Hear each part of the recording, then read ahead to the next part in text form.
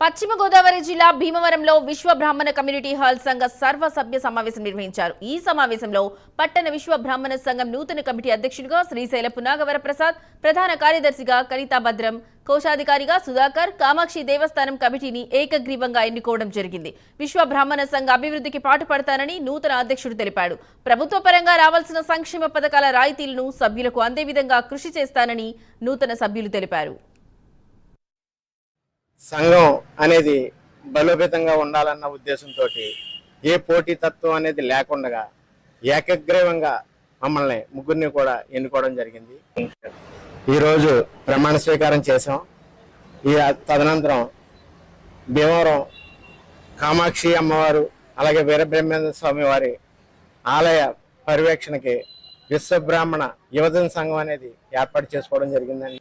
దేవాలయ బాధ్యతలన్నీ కూడా వారు, భీమవరం పట్టణ విశ్వబ్రాహ్మణ సంఘం బాధ్యతలన్నీ కూడా మేము నిర్వర్తిస్తూ ఉభయలో కూడా కలిసికట్టుగా ఉండి సంఘాన్ని ఐక్యత చేసి ఏకతాటి మీద తీసుకొచ్చి సంఘం యొక్క సమస్యలన్నిటిని కూడా మేము పూర్తి చేసి సంఘం మా మీద పెట్టిన బాధ్యతలన్నీ కూడా మేము నిర్వర్తిస్తామని ఈ సందర్భంగా భీమవరం పట్టణ విశ్వబ్రాహ్మణ సోదరులందరికీ కూడా తెలియజేసుకోవడం జరుగుతుంది. నమస్తే అండి, నా పేరు మందర శ్యామచంద్రబాబు.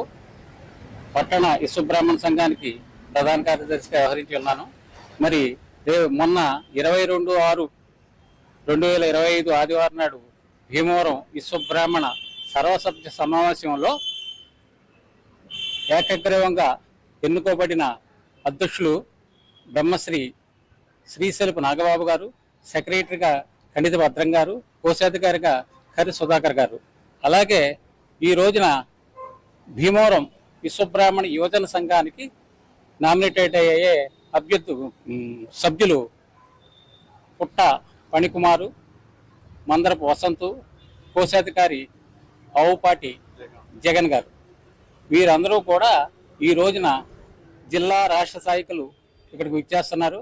వారి సమక్షంలో పట్టణ విశ్వబ్రాహ్మణ సంఘానికి, పట్టణ విశ్వబ్రాహ్మణ యువజన సంఘానికి కూడా మరి వారు ప్రమాణ స్వీకారం చేసి, అలాగే విశ్వబ్రాహ్మణ యువజన సంఘానికి కూడా నూతన కమిటీ కోఆప్ చేసుకోవడం జరిగింది.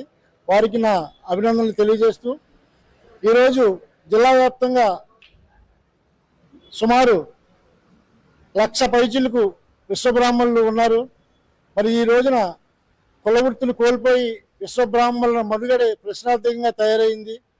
మరి జిల్లా స్థాయిలో, రాష్ట్ర స్థాయిలో మరి దీని గురించి ఒక కార్యాచరణ తీసుకొని మరి స్థానికంగా నాయకత్వాలను కలుపుకుంటూ మరి మా యొక్క సమస్యల కోసం, మా యొక్క మనుగడ కోసం త్వరలో అందరి యొక్క ఆలోచనలు, సలహాలు పరిగణలోకి తీసుకుని మరి ప్రభుత్వ పరంగా మాకు రావాల్సినటువంటి ఆర్థిక సహకారాలని, రాయితీల్ని పొందేందుకు మీరందరూ కూడా కలిసి పనిచేయాలని ఈ సందర్భంగా స్థానిక నాయకులకు, స్థానిక నాయకత్వాలకు తెలియజేసుకుంటూ